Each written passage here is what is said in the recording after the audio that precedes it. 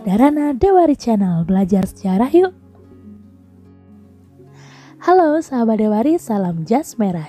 Jangan sekali-kali melupakan sejarah. Selamat datang di channel pembelajaran Dharana Dewari.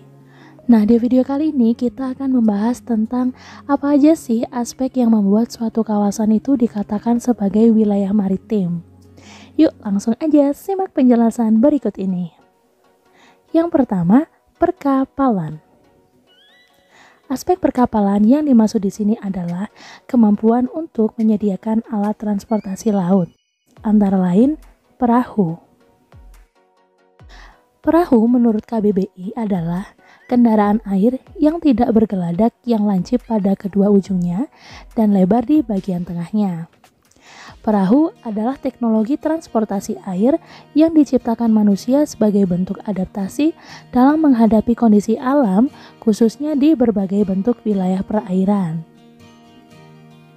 Menurut beberapa ahli, perahu tradisional Nusantara berasal dari bangsa Austronesia dalam bentuk perahu cadik.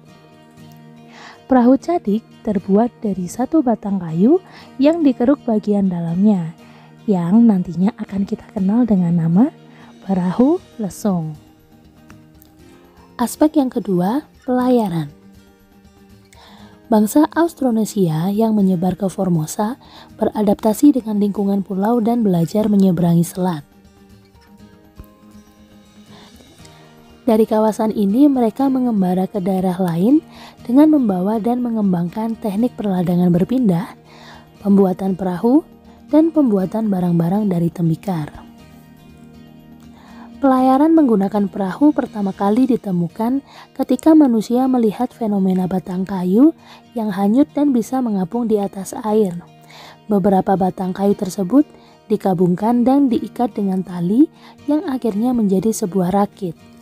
Rakit biasanya digunakan dalam pelayaran di perairan yang tenang, dan perkembangan selanjutnya baru ditemukan adanya perahu dengan bentuk batang kayu berongga yang mempunyai daya apung lebih besar daripada batang kayu bulat.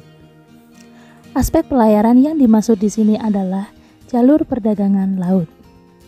Di wilayah Nusantara, jalur perdagangan lautnya mencakup dari Teluk Benggala, Selat Malaka, Laut Jawa, Laut Banda, dan Laut Timor. Yang ketiga, perdagangan. Aspek perdagangan yang dimaksud di sini adalah kemampuan wilayah tersebut untuk menyediakan komoditi yang akan diperdagangkan, serta kemampuan wilayah tersebut untuk melakukan diplomasi dagang dengan daerah lain. Aspek yang berikutnya, perikanan.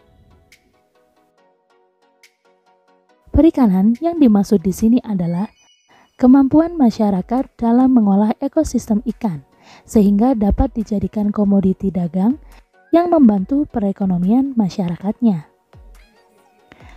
Aspek yang selanjutnya, pengetahuan bahari.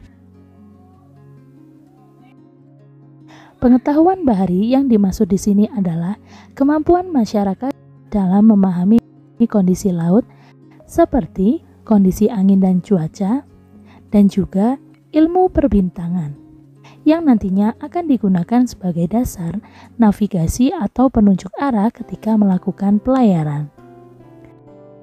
Aspek yang selanjutnya, perompakan. Yang dimaksud perompakan di sini adalah fenomena bajak laut adalah lanjutan dari perburuan ekonomi tingkat yang paling awal. Bagi masyarakat laut atau bahari, yang lebih dominan dilakukan adalah penguasaan terhadap ikan.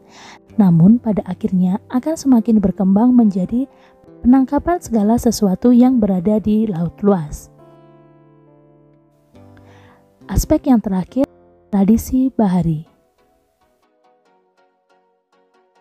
Tradisi bahari yang dimaksud di sini adalah kemampuan masyarakatnya dalam menjaga kelestarian laut, seperti yang dilakukan oleh suku Bajo di Sulawesi Tenggara. Suku Bajo merupakan suku yang terkenal sebagai suku pelaut.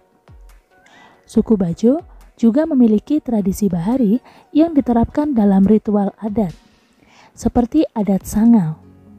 Adat sangal dilakukan ketika musim paceklik ikan dan spesies laut yang dilakukan dengan melepaskan spesies laut yang populasinya semakin menurun.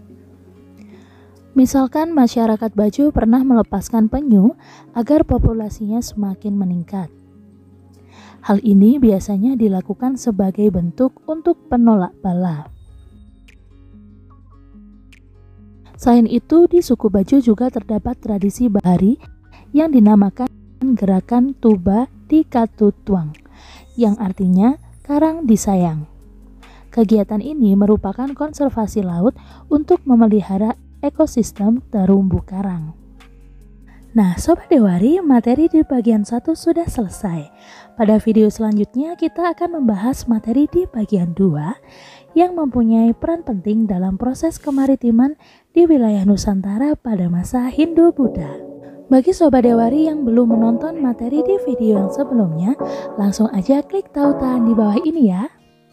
Terima kasih sudah menonton. Jangan lupa like, komen, share, dan subscribe channel ini ya. Sampai bertemu di video yang selanjutnya. Bye-bye.